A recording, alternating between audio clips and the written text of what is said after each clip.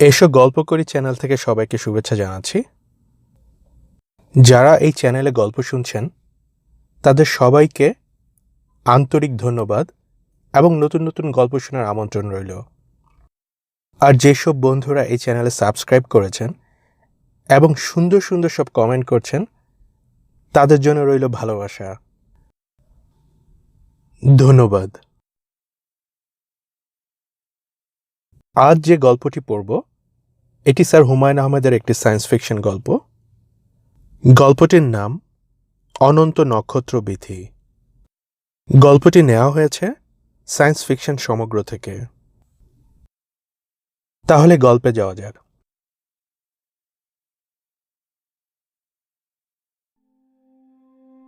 অদ্ভুত এক ধরনের শব্দ হচ্ছে। পরিচিত কোনো শব্দের সঙ্গে এর বিন্দুমাত্র মিল নেই বলে শব্দটাকে ঠিক ব্যাখ্যা করা যাবে না। লক্ষ লক্ষ ঝিঝি পোকার আওয়াজকে যদি কোনো উপায়ে কমিয়ে অতি সূক্ষ্ম পর্দায় নিয়ে আসা যায় এবং সেই আওয়াজটাকে দিয়ে ঘূর্ণির মতো কিছু করা যায় তাহলে বোধহয় কিছুটা ব্যাখ্যা হয়। না, তাও হয় না। আওয়াজটার মধ্যে ধাতব ঝংকার আছে। ঝিঝি পোকার আওয়াজে কোনো ধাতব ঝংকার নেই। শব্দটা অস্বস্তিকর, স্নায়ুর উপর চাপ ফেলে। আমাকে বলা হয়েছে এই শব্দ সহ্য হয়ে যাবে। মানুষের সহ্য করবার শক্তি অসীম, কাজেই সহ্য হলেও হতে পারে, কিন্তু আমার এখনো হচ্ছে না। কোনোদিন হবে বলেও মনে হয় না।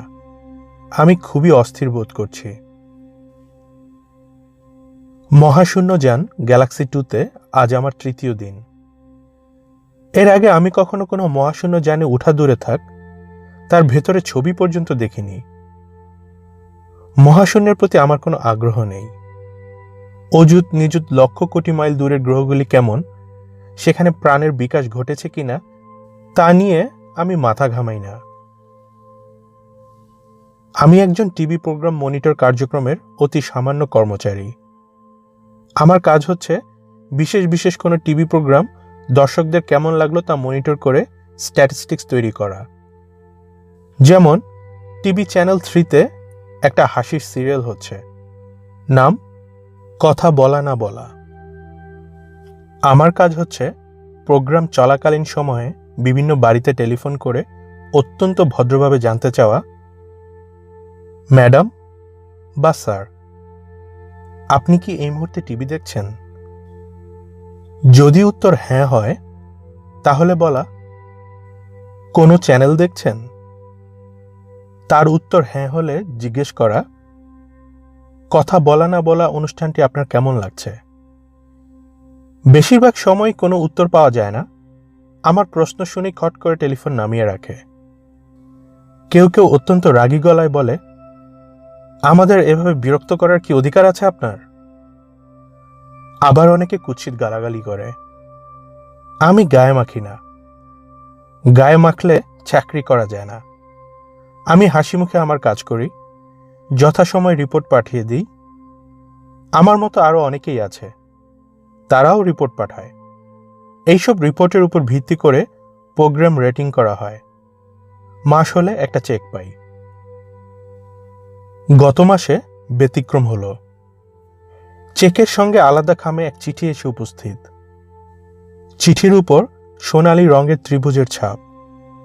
এর মানে হচ্ছে অত্যন্ত জরুরি, এক্ষুনি খাম খুলে চিঠি পড়ে ব্যবস্থা নিতে হবে। আমি অবশ্যই তা করলাম না। প্রথম চেকটি দেখলাম, টাকার অঙ্ক ঠিক আছে কিনা।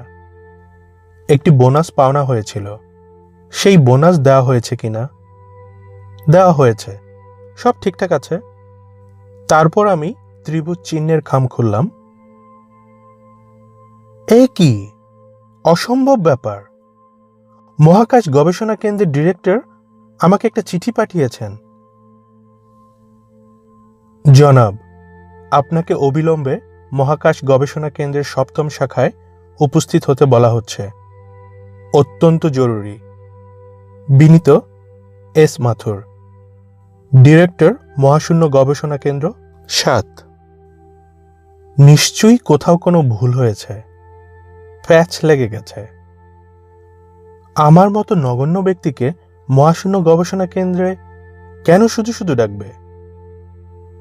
তবে ভুল হোক আর যাই হোক, উপস্থিত আমাকে হতেই হবে, কারণ চিঠির উপর সোনালি রঙের ত্রিভুজ আঁকা। একে অগ্রাহ্য করা প্রথম শ্রেণীর রাষ্ট্রীয় অপরাধ।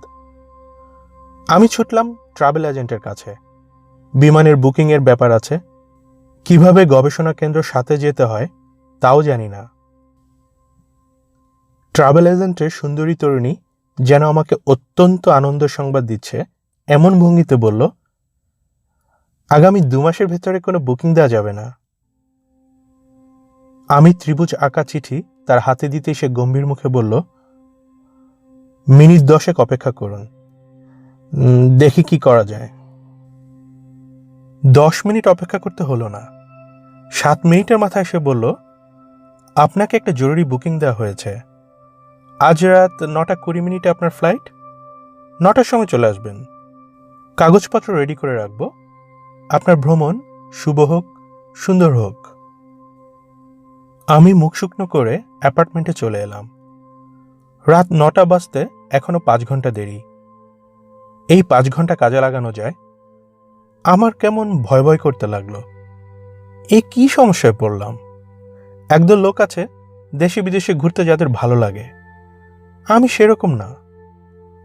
কাজ শেষ করে নিজের অ্যাপার্টমেন্টে ফিরে টিভি সেট খুলে বসাতেই আমার আনন্দ। রান্নাবান্না করাতেও আমার কিছু শখ আছে। আমার লাইব্রেরিতে বেশ কিছু রান্নার বই আছে। বইপত্র দেখে সপ্তাহে একদিন একটা নতুন রান্না করি। সেদিন নিকিকে আসতে বলি। সব দিন সে আসতে পারে না। সে একটা ডিপার্টমেন্টাল স্টোরে কাজ করে। অবসর তার খুবই কম। সেই অবসরগুলির বেশিরভাগই ডিপার্টমেন্টাল স্টোরের ম্যানেজার দখল করে রাখে। এখানে ওখানে নিকিকে নিয়ে যায়। সুযোগ পেলে গায়ে হাত দিতে চায়। নিকি সব সহ্য করে, কারণ ডিপার্টমেন্টাল স্টোরে চাকরিটা সে ছাড়তে চায় না। বোনাস টোনাস মিলিয়ে এই চাকরিটা ভালোই। ওভারটাইম আছে, ওভারটাইমের পয়সাও ভালো। নিকি টাকা জমাচ্ছে, আমি নিজেও জমাচ্ছি। আমরা বিয়ে করতে চাই। বিয়ের জন্য যে বিশাল অঙ্কের লাইসেন্স ফি দরকার তা আমাদের নেই। কষ্ট করে টাকা জমানোর এই হচ্ছে রহস্য। আমরা ঠিক করে রেখেছি বিয়ের পর 2 কামরার একটা অ্যাপার্টমেন্ট নেব।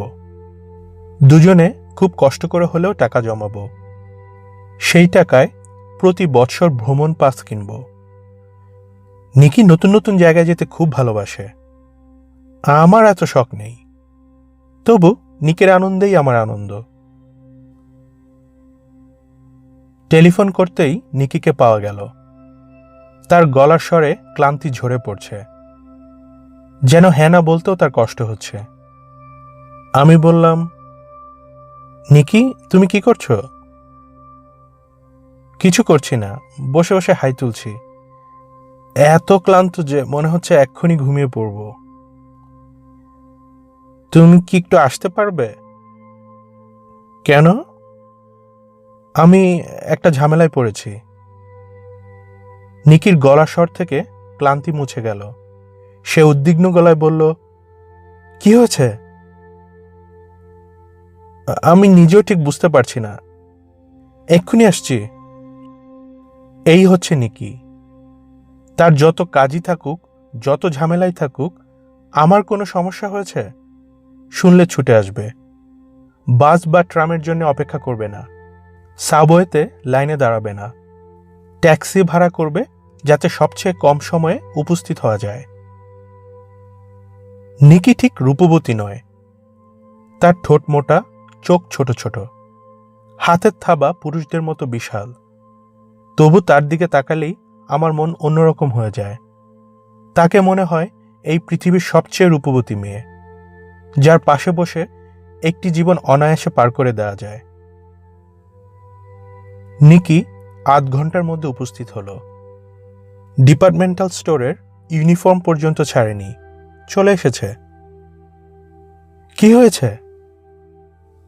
বসো, স্বাভাবিকভাবে নিঃশ্বাস নিতে শুরু করো, তারপর বলছি। এক্ষুনি বলো। আমি ত্রিভুজ আঁকা চিঠিটা দিলাম। নিকি নিজেও কিছু বুঝতে পারল না। অবাক হয়ে বলল, তোমাকে এই চিঠি দিচ্ছে কেন?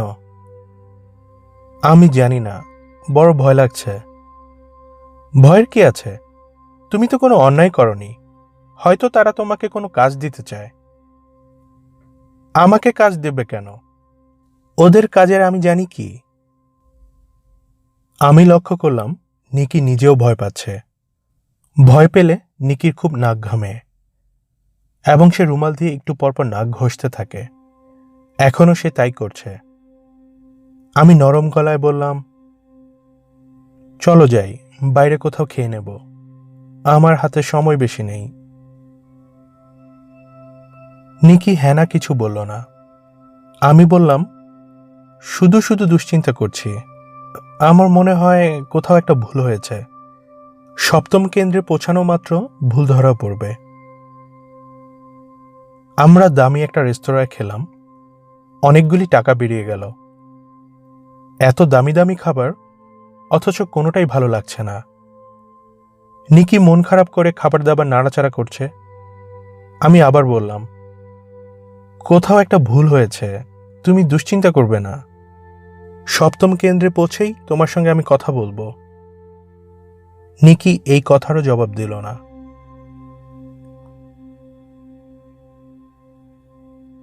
সপ্তম কেন্দ্রে পৌঁছে আমি নিকির সঙ্গে যোগাযোগ করতে পারলাম না। আমাকে সরাসরি নিয়ে যাওয়া হলো এস মাথুরের কামরায়। কামরাটি বিশাল। দিনের বেলাতেও বড় একটা ডিম লাইট জ্বলছে। দরজা জানালা বন্ধ। ঘরটা অন্য সব ঘরের চেয়ে ঠান্ডা। আমার শীত করতে লাগলো। এস মাথুর মানুষটি বৃদ্ধ। মাথায় কোনো চুল নেই। শুধু মাথা নয়, ভুরুতেও চুল নেই। গোলাকার মুখ কুৎসিত দেখাচ্ছে, কিন্তু গলার স্বর আশ্চর্য রকম সতেজ। তিনি আমার দিকে না তাকিয়েই বললেন, আপনি বসুন। আমি বসলাম। ক্ষীণ স্বরে বললাম, আমাকে কেন ডাকা হয়েছে বুঝতে পারছি না। এস মাথুর কিশোরদের মতো সতেজ গলায় বললেন, মহাশূন্য গবেষণা প্রকল্প থেকে প্রতি 6 বছর পর পর একটি বিশেষ ধরনের মহাকাশযান পাঠানো হয়। তা কি আপনি জানেন? জি না। সাধারণ মহাকাশযানের গতিপথ সৌরমণ্ডলের মধ্যেই সীমাবদ্ধ। এই বিশেষ মহাকাশযানগুলি হাইপারডাইভ ক্ষমতা সম্পন্ন। হাইপারডাইভ কি আপনি জানেন? জি না। সময় সংকোচক ডাইভ। আরও সহজ করে বলি, ধরুন আপনি একটি মহাকাশযানে করে যাচ্ছেন। মহাকাশযানটির গতিবেগ আলোর গতিবেগের কাছাকাছি। এই ক্ষেত্রে 10 আলোকবর্ষ দূরের কোনো জায়গায় যেতে আপনার সময় লাগবে 10 বছর। কিন্তু এই দূরত্ব হাইপার স্পেস ডাইভের কল্যাণে আপনি 1 মাইক্রোসেকেন্ডে অতিক্রম করতে পারবেন। হাইপার স্পেস ডাইভের কল্যাণে আমরা আজ অকল্পনীয় দূরত্বে পৌঁছতে পারছি। আপনি আমাকে এসব কেন বলছেন বুঝতে পারছি না। হাইপার স্পেস ডাইভ ক্ষমতা সম্পন্ন একটি মহাকাশযান খুব শিগগিরই রওনা হচ্ছে। ওই মহাকাশযানে 7 জন ক্রু আছে। এরা সবাই এক একটি বিষয়ে বিশেষজ্ঞ। এছাড়াও আছে 4টি PS4 রোবট। PS রোবট হচ্ছে রোবোটিক্সের বিস্ময়। টেনার জাংশনে মুক্ত কোপোট্রনের রোবট। আমি এখনো বুঝতে পারছি না, আপনি আমাকে এসব কেন বলছেন? আপনাকে এত কিছু বলছি কারণ ওই মহাকাশযানের আপনিও একজন যাত্রী। আমি আপনার কথা বুঝতে পারছি না। বড় ধরনের এক্সপিডিশনগুলিতে আমরা নিয়মিত ক্রুদের সঙ্গে অনিয়মিত একজনকে ঢুকিয়ে দিই। খুবই সাধারণ একজন, যার কোনো রকম টেকনিক্যাল জ্ঞান নেই। সে চলে তার সহজাত বুদ্ধিতে। কোনো বড় ধরনের সমস্যা সে তার নিজের মতো করে সমাধান করতে চায়। আমরা দেখেছি 97% ক্ষেত্রে এই জাতীয় সহজ সমাধানই একমাত্র সমাধান। বিশেষজ্ঞরা বা অতি উন্নত রোবটরা সহজ সমাধান চট করে ধরতে পারে না। কোনো রকম সমস্যা সমাধান করার ক্ষমতা আমার নেই। আমি খুবই নগণ্য ব্যক্তি। অনেক রকম বাছাইয়ের পর আপনাকে আলাদা করা হয়েছে। 1 সপ্তাহের মতো সময় আপনার হাতে আছে। এই সময় আপনাকে দিয়ে কিছু পরীক্ষা নিরীক্ষা করা হবে। হাইপার স্পেস ডাইভ দেওয়ার মতো শারীরিক যোগ্যতা আপনার আছে কিনা দেখা হবে। তারপর যাত্রা শুরু। ফিরে আসবো কবে? কখন ফিরবেন এই ব্যাপারটা বেশ অদ্ভুত। একটি হাইপার স্পেস ডাইভের সঙ্গে সঙ্গে পৃথিবীর বয়স প্রায় 100 বছর বেড়ে যায়। ধরুন 3টি হাইপার স্পেস ডাইভ দিয়ে আপনি পৃথিবীতে ফিরলেন। ফিরে এসে দেখবেন পৃথিবীর বয়স 300 বছর বেড়ে গেছে। হয়তো পৃথিবী কোনো প্রাকৃতিক কারণে ধ্বংসই হয়ে গেছে। কাজেই ফিরে আসার সময় জানতে চাওয়া অর্থহীন। আমি অবাক হয়ে এই লোকের দিকে তাকিয়ে রইলাম। কি বলছে সে? এর মানে কি? কত বড় সৌভাগ্য আপনার ভেবে দেখুন। আপনি হবেন মানবজাতির প্রথম প্রতিনিধি দলের একজন যে অন্য একটি গ্যালাক্সিতে পা রাখবে। কি হবে পা রেখে? অনেক কিছুই হতে পারে। হয়তো অসীম ক্ষমতা সম্পন্ন কোনো প্রাণীর সঙ্গে আপনার যোগাযোগ হবে। তাদের কল্যাণে আমরা সৃষ্টিতত্ত্বের রহস্যগুলি জেনে ফেলতে পারব। সময় ব্যাপারটা আমরা বুঝতে পারছি না। তারা হয়তো আমাদের সময় ব্যাপারটা কি বুঝিয়ে দেবে। আমরা তখন ইচ্ছামতো সময়কে সংকুচিত ও প্রসারিত করতে পারব। আপনি বলতে চাচ্ছেন আমি আর কোনোদিন এই চেনা পৃথিবীতে ফিরে আসব না? হ্যাঁ, তাই। আমি অবাক হয়ে তার দিকে তাকিয়ে রইলাম। আমাকে এই ঘর থেকে বের করে আলাদা করে ফেলা হলো। আমি কতজনকে যে বললাম আমাকে একটা টেলিফোন করতে দিন, একজনের সঙ্গে একটু কথা বলবো, ঘড়ি ধরে 1 মিনিট, এর বেশি নয়। কেউ আমার কথার কোনো উত্তর দিল না। একজন শুধু বলল, 7ম কেন্দ্রের গবেষণাগার থেকে বাইরের পৃথিবীর সঙ্গে যোগাযোগের কোনো ব্যবস্থা নেই। নিকির সঙ্গে আমার কথা বলা হলো না।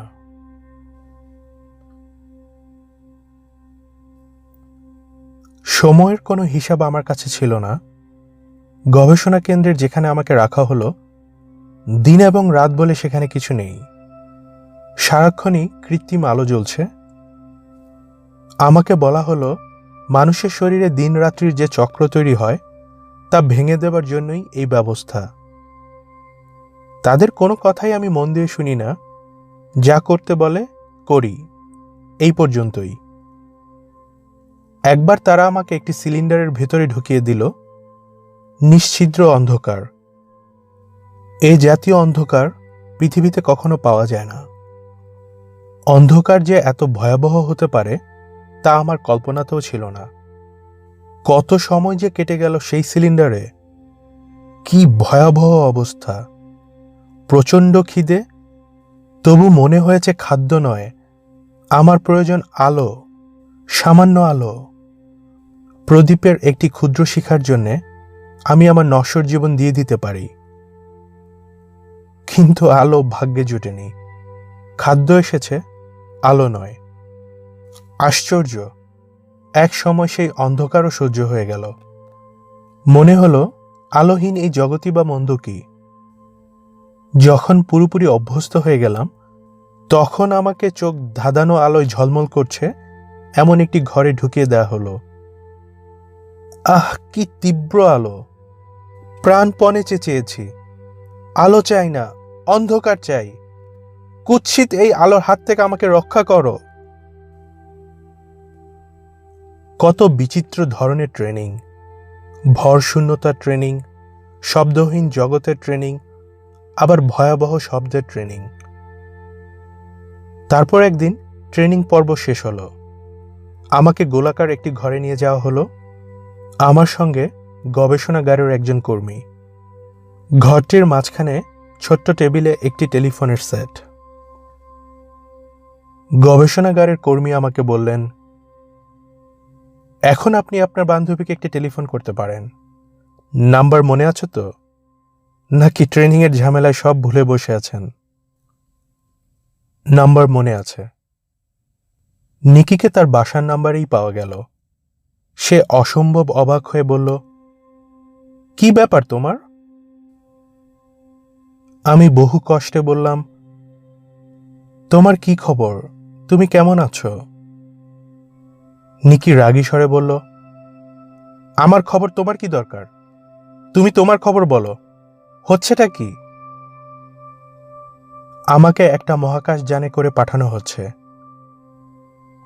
কি বলছো তুমি এসব? সত্যি কথাই বলছি নিকি। আমি কিছু বুঝতে পারছি না। আমিও বুঝতে পারছি না। প্রায় 10 মিনিটের মতো কথা বললাম। নিকি ব্যাকুল হয়ে কাঁদল। আমার চোখও বারবার ভিজে উঠল।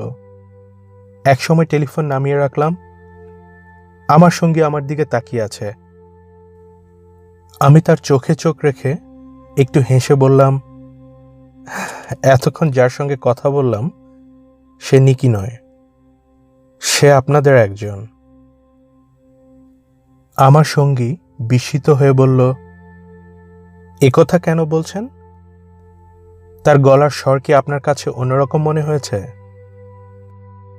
না, গলার স্বর নিকির মতো, আচার আচরণ, কথা বলার ঢং সবই নিকির মতো। তবু আমি জানি সে নিকি নয়। কখন জানলেন? টেলিফোন নামিয়ে রাখার সঙ্গে সঙ্গে জানলাম। আপনি ঠিকই ধরেছেন। এতক্ষণ আপনি কথা বলেছেন একটি ভয়েস সিনথেসাইজের সঙ্গে। আমার সঙ্গে এই রসিকতা করার প্রয়োজনটা তো ধরতে পারছি না। শুরুতে আমি নিকির সঙ্গে কথা বলতে চেয়েছি, পরে কিন্তু আর চাইনি। আমরা ছোট্ট একটা পরীক্ষা চালানোর জন্য টেলিফোনের ব্যবস্থাটা করেছি। কি পরীক্ষা? মহাকাশ যানে করে পাঠানোর জন্যে সবসময় স্বাভাবিক ক্রুদের বাইরে একজনকে নেওয়া হয়। সেই একজন কিন্তু রামশ্যাম যদুমধু কেউ নয়। সেই একজন হচ্ছে বিশেষ একজন, যার কিছু বিশেষ ক্ষমতা আছে। ইএসপি জাতীয় ক্ষমতা। আপনার তা প্রচুর পরিমাণে আছে। কি করে বুঝলেন? সেন্ট্রাল কম্পিউটার পৃথিবীর সব মানুষের সম্পর্কে খোঁজ খবর রাখে। আপনার সম্পর্কে খবর সেখান থেকেই পাওয়া। খবরটা ভুল। আমার ইএসপি কেন, কোনো ক্ষমতাই নেই। থাকলে আমি তা জানতাম। আমি জানব না, অথচ সেন্ট্রাল কম্পিউটার জানবে, তা কি করে হয়? জন্মসূত্রে আপনি যে ক্ষমতা নিয়ে এসেছেন তার কথা তো আপনার জানার কথা নয়, তা জানবে অন্যজন। আপনার মনে আছে নিশ্চয়ই, আপনি টিভি প্রোগ্রাম মনিটর করতেন। হ্যাঁ, ওটাই আমার চাকরি। চ্যানেল 3-র একটি প্রোগ্রাম আপনি মনিটর করছিলেন, তাই না? হ্যাঁ। যে সময় ওই প্রোগ্রামটি চলত তখন মাত্র 9.1 ভাগ লোক ওই প্রোগ্রাম দেখত। 40.2 ভাগ লোক কোনো প্রোগ্রামই দেখত না। বাকিরা দেখত অন্য চ্যানেলের প্রোগ্রাম, ঠিক না? হ্যাঁ, ঠিক। অথচ আপনি যাদের বাসায় টেলিফোন করতেন তারা সবাই ওই প্রোগ্রামটি দেখত।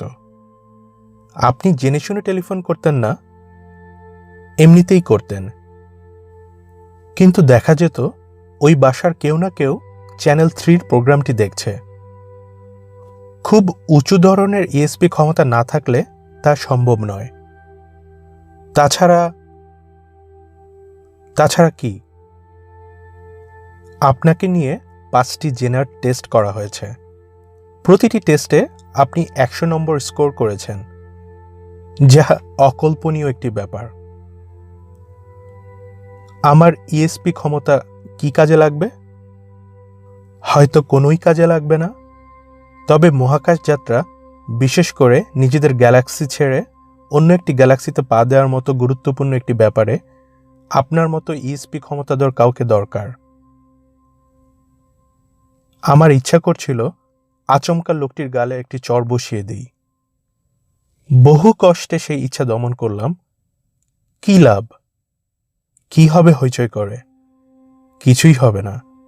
যথাসময়ে আমাকে যাত্রা করতে হবে, যেতে হবে সবকিছু পিছনে ফেলে। এই পৃথিবীকে আমার কখনো অসাধারণ কিছু বলে মনে হয়নি, তবু পৃথিবীর জন্য মায়া লাগছে।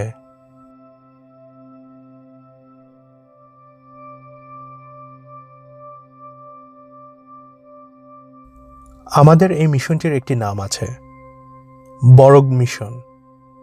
মহাকাশযানের অধিনায়ক জন বরগের নাম অনুসারে মিশনের নাম।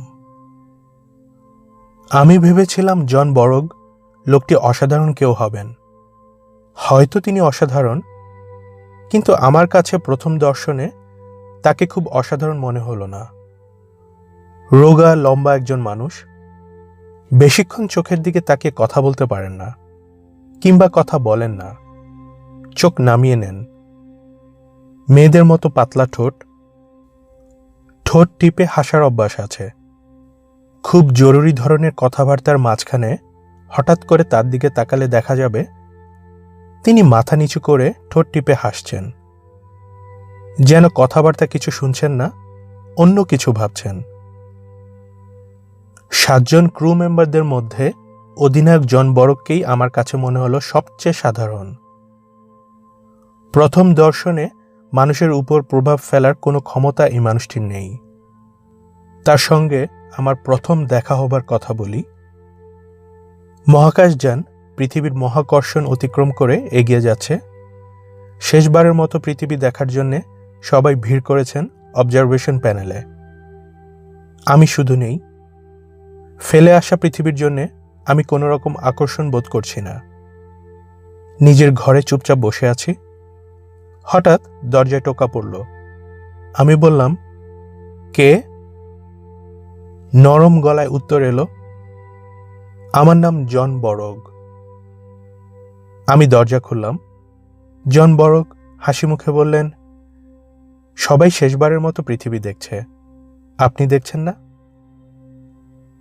ইচ্ছা করছে না। চমৎকার, আমারও ইচ্ছা করছে না। এবং আমার কি মনে হচ্ছে জানেন? আমার মনে হচ্ছে আমরা আবার এই পৃথিবীতে ফিরে আসব। আমার এরকম মনে হচ্ছে না। আপনার কি রকম মনে হচ্ছে? কোনো রকমই মনে হচ্ছে না। জন বরগ হাসি মুখে বললেন, আপনার কথা শুনে ভরসা পাচ্ছি। আমি ভেবেছিলাম বলে বসবেন, আমরা আর পৃথিবীতে ফিরে আসব না। আমি এরকম বললে অসুবিধা কি? আপনি হচ্ছেন একজন ইএসপি ক্ষমতাধর ব্যক্তি। আপনি নাসূচক কিছু বললে একটু খটকা তো লাগবেই। তবে আমি জন বরগের দিকে তাকালাম। তিনি নিচু অথচ স্পষ্ট করে বললেন, ইএসপি ক্ষমতা টমতা নিয়ে আমি মাথা ঘামাই না। যে জিনিস আমি বুঝতে পারি না, সে জিনিসের প্রতি আমার আগ্রহ নেই। কাজেই আপনার এই ক্ষমতা আমি কখনো ব্যবহার করব না। আপনি হয়তো জানেন না, মহাকাশযানের অধিনায়ক হচ্ছেন দ্বিতীয় ঈশ্বর। সবকিছুই চলে তার হুকুমে। আমি সহজ গলায় বললাম, মহাকাশযানের অধিনায়ক যদি দ্বিতীয় ঈশ্বর হন, তাহলে প্রথম ঈশ্বরকে? প্রথম ঈশ্বর বলে কেউ নেই, ওটা হচ্ছে কথার কথা। এই বলেই জন বরগ মৃদু হাসলেন।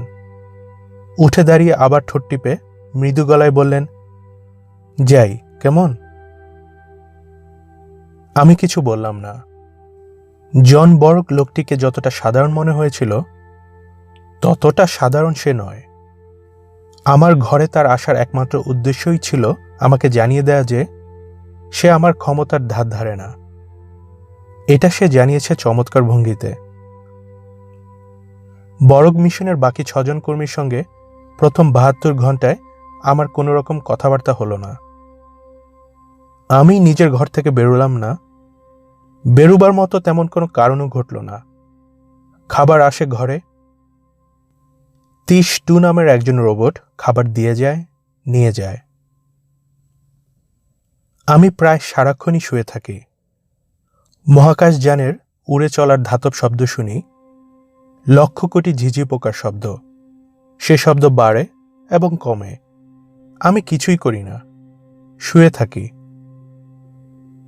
আমাকে বলা হয়েছে এই মহাকাশযানে সময় কাটানোর চমৎকার সব ব্যবস্থা আছে। এদের লাইব্রেরি পৃথিবীর যে কোনো বড় লাইব্রেরির মতোই। দুর্লভ সব সংগ্রহ এখানে আছে। ভিডিও সংগ্রহশালাটিও নাকি অসাধারণ, বিশেষ করে মানুষের মহাকাশ যাত্রার ইতিহাস বিভাগ। প্রতিটি খুঁটিনাটি বিষয়ে ফিল্মও এখানে আছে। প্রজেকশন রুমে বসলেই হলো। এখানে আছে সব রকম খেলাধুলার ব্যবস্থা, এমনকি সাঁতারের জন্য ছোট একটি সুইমিং পুলের মতোও নাকি আছে, যার পানিতে ইলেকট্রিক্যাল চার্জ থাকায় সাঁতারের ব্যাপারটি হয় স্বর্গীয় আনন্দের মতো। আয়নিত জলকণা শরীরে ধাক্কা দেয়, প্রচণ্ড শারীরিক সুখের একটা অনুভূতি হয়। আমাকে এসব আকর্ষণ করে না। আমার মনে হয় আমি তো ভালোই আছি, সুখেই আছি। খুব যখন নিঃসঙ্গ বোধ হয় তখন ৩০-২ এর সঙ্গে কথা বলি। খুবই সাধারণ কথাবার্তা, যেমন একদিন বললাম, কেমন আছো ৩০? কোন অর্থে জিজ্ঞেস করছো? যান্ত্রিক অর্থে আমি ভালো আছি। যান্ত্রিক অর্থ ছাড়া অন্য কোনো অর্থ আছে কি? নিশ্চয়ই আছে। আবেগ অর্থেও এই প্রশ্ন করা যায়। আমি রিবো 3 সার্কিট সম্পন্ন রোবট। আমার কিছু পরিমাণ আবেগ আছে, যদিও তা মানুষের মতো তীব্র নয়। আবেগ অর্থে তুমি কেমন আছো? আবেগ অর্থে খুব ভালো নেই। কেন? অন্য একটি গ্যালাক্সিতে যাচ্ছি। এটা চিন্তা করেই বেশ কাহিল বোধ করছি। কে জানে কি অপেক্ষা করছে আমাদের জন্যে। অবিকল মানুষের মতো কথা। যন্ত্রের মুখে মানুষের মতো কথা শুনতে ভালো লাগে না। যন্ত্র কথা বলবে যন্ত্রের মতো, মানুষ কথা বলবে মানুষের মতো। ৩০-২ এর সঙ্গে আমার কথাবার্তা এই কারণেই বেশি দূর এগোয় না। খানিকক্ষণ কথা বলার পর আমি হাই তুলে বলি, ঠিক আছে, তুমি এখন যেতে পারো। ৩০-২ এর স্বভাব চরিত্র অনেকটা মানুষের মতো। তুমি যেতে পারো বলার পরও সে যায় না, দাঁড়িয়ে থাকে।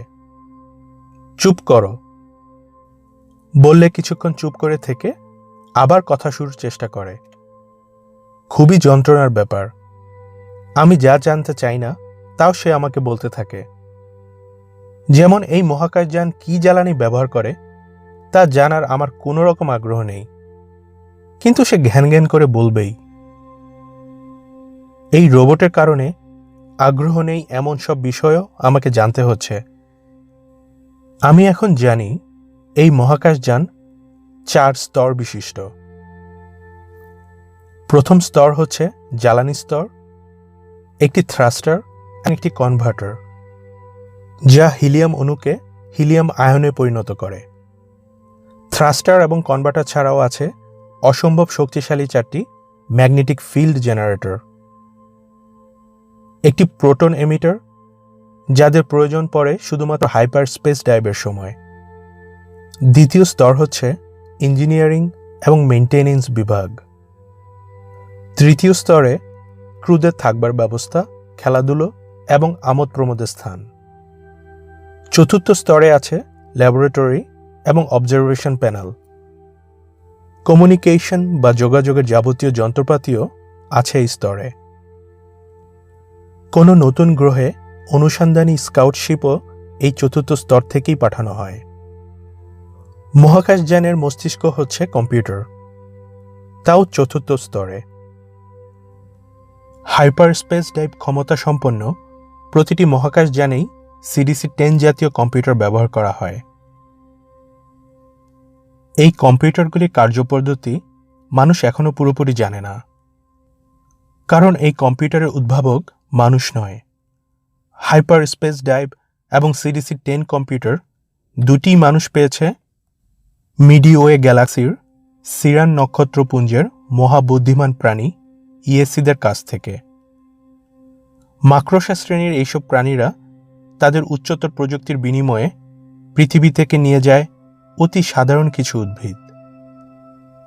তারা এইসব উদ্ভিদ দিয়ে কি করে, কেনই বা তারা অতি সাধারণ কিছু উদ্ভিদের জন্য এত মূল্য দিতে প্রস্তুত, সেই সম্পর্কে পৃথিবীর বিজ্ঞানীরা কিছুই জানেন না। কারণ ইএসিরা এই বাণিজ্য সরাসরি করে না, করে কিছু রোবটের মাধ্যমে। এইসব রোবট কোনো প্রশ্নের জবাব দেয় না। তাদের অনেকবার বলা হয়েছে, এই সামান্য লতা জাতীয় গাছগুলি দিয়ে তোমরা কি করবে? রোবটরা উত্তর দিয়েছে, আমরা কি করব সেটা আমাদের ব্যাপার। হাইপার স্পেস ডাইভ সংক্রান্ত টেকনোলজির বিনিময়ে তোমরা যদি উদ্ভিদ দাও, দেবে, যদি না দিতে চাও, দেবে না। এর বাইরের যাবতীয় কথাবার্তাই আমরা বাহুল্য মনে করি এবং আমরা বাণিজ্য সম্পর্কহীন প্রশ্নের কোনো জবাব দেব না। এইসব খবরের সবই আমি পেয়েছি 32 রোবটের কাছ থেকে। সে ক্রমাগতই কিছু না কিছু তথ্য আমাকে দিতে চেষ্টা করছে এবং আমার ধারণা এটা সে করছে মহাকাশের ব্যাপারে আমার আগ্রহ বাড়ানোর জন্য। সে আমার ভেতর কৌতূহল জাগিয়ে তুলতে চাচ্ছে। কৌতূহল হচ্ছে জীবনদায়িনী শক্তির মতো, যে আমাদের বেঁচে থাকতে সাহায্য করে। আমার মধ্যে কৌতূহলের কিছুই অবশিষ্ট নেই। জীবন আমার কাছে অসহনীয় হয়ে উঠছে। একজন রোবটের সঙ্গে আমি আমার কোনো পার্থক্য খুঁজে পাচ্ছি না। এই অবস্থাতেই মানুষ আত্মহননের কথা চিন্তা করে। আমিও করছিলাম। তিশ তা বুঝতে পেরেছে। সে এই কারণেই প্রাণপণ চেষ্টা চালাচ্ছে আমার মধ্যে কৌতূহল নামক সেই জীবনদায়িনী ব্যাপারটা জাগিয়ে তুলতে।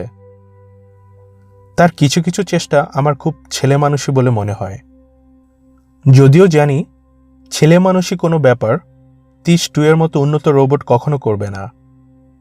30 যা করছে খুব ভেবেচিন্তেই করছে। সে ব্যবহার করছে রোবটদের লজিক, আবেগ বর্জিত বিশুদ্ধ লজিক। এর ভেতর কোনো ফাঁকি নেই। একদিন এই যা দিন শব্দটা ব্যবহার করলাম। দিন এবং রাত বলে মহাকাশ জানে কিছু নেই। এখানে যা আছে তার নাম অনন্ত সময়। যে কথা বলছিলাম, একদিন 30 এসে বলল, মহাকাশ জানে একজন জীববিজ্ঞানী আছে, তাকে তুমি জানো? আমি বললাম, জানি। তুমি তার সঙ্গে আলাপ করো না কেন? তার সঙ্গে কথা বললে তোমার খুব ভালো লাগবে। কারো সঙ্গে কথা বলতে আমার ভালো লাগে না। যেই জীববিজ্ঞানীর কথা বলছি তার বয়স কম এবং সে একজন অত্যন্ত রূপবতী তরুণী। তাতে কি? হাসি খুশি ধরনের মেয়ে, সবাই তাকে পছন্দ করে। খুবই ভালো কথা। এই তরুণীর গলার স্বরও খুব মিষ্টি, শুধু শুনতে ইচ্ছে করে। বেশ তো, শুনতে ইচ্ছা করলে শুনবে। আমি প্রায়ই শুনি। রোবট হওয়া সত্ত্বেও আমি এই মেয়েটির প্রতি এক ধরনের আবেগ অনুভব করি। অত্যন্ত আনন্দের কথা। এই তরুণীর নাম ইনো। নামটিও কি মধুর নয়? খুবই মধুর। এখন তুমি বিদায় হও। বিদায় হচ্ছি। আমি ক্ষুদ্র একটা অন্যায় করেছি, এটা বলেই বিদায় নিব। অন্যায়টা হচ্ছে, আমি ইনোকে বলেছি যে তুমি তার সঙ্গে কথা বলবার জন্য বেশ আগ্রহী। সাহস সঞ্চয় করতে পারছো না বলে কথা বলতে পারছো না। এরকম বলার মানে কি? যোগাযোগ করিয়ে দেয়া। মেয়েটা খুবই ভালো, কথা বললে তোমার চমৎকার লাগবে। ও আবার চমৎকার হাসির গল্পও জানে। তুমি বিদায় হও। হচ্ছি। আমার সঙ্গে এত উঁচু গলায় কথা বলার কিন্তু কোনো দরকার নেই। একজন রোবটের সঙ্গে উঁচু গলায় কথা বলাও যা, নিচু গলায় কথা বলাও তা। আমি তো আর তোমাদের মতো মানুষ না যে উঁচু গলায় কথা বললে আমার মন খারাপ হবে। প্রচণ্ড ধমক দিয়ে 30কে বিদায় করলাম এবং বলে দিলাম এক্ষুনি যেন ইনো নামের মেয়েটিকে সত্যি কথাটা বলে। পৃথিবীর সবচেয়ে রূপবতী তরুণীর সঙ্গেও আমি কথা বলতে আগ্রহী নই। 30 আমার সব কথা শোনে না। অনেক কাজ সে তার নিজের লজিক খাটিয়ে করে, কাজেই সে ইনোকে কিছুই বলল না। এবং ইনো নামের অত্যন্ত রূপবতী বালিকা বালিকা চেহারার মেয়েটি এক সময় আমার ঘরের দরজা ধরে দাঁড়িয়ে বলল, আসবো? এই জাতীয় একটি মেয়ের মুখের উপর না বলা খুব মুশকিল। আমি হ্যাঁ না কিছুই বললাম না। তিশ আমাকে বলল, আপনি আমার সঙ্গে কথা বলতে চান? সাহসের অভাবে বলতে পারছেন না। তিশ সত্যি কথা বলেনি, বানিয়ে বানিয়ে বলেছে। আপনার সঙ্গেই শুধু নয়, কারো সঙ্গেই আমার কথা বলতে ইচ্ছা করে না। কেন করে না? জানি না কেন। মানুষের সঙ্গ আমার কাছে অসহ্য বলে মনে হয়। আমার সঙ্গও অসহ্য বোধ হচ্ছে?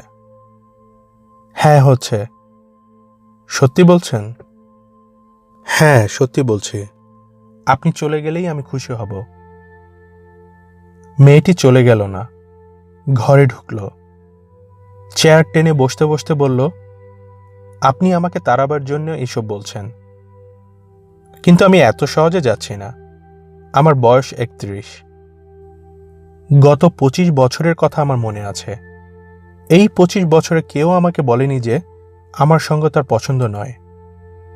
যদিও আমি অনেকের সঙ্গ পছন্দ করি না, তবে পছন্দ না করলেও কাউকে মুখের উপর সে কথা বলতে পারি না, এত সাহস আমার নেই।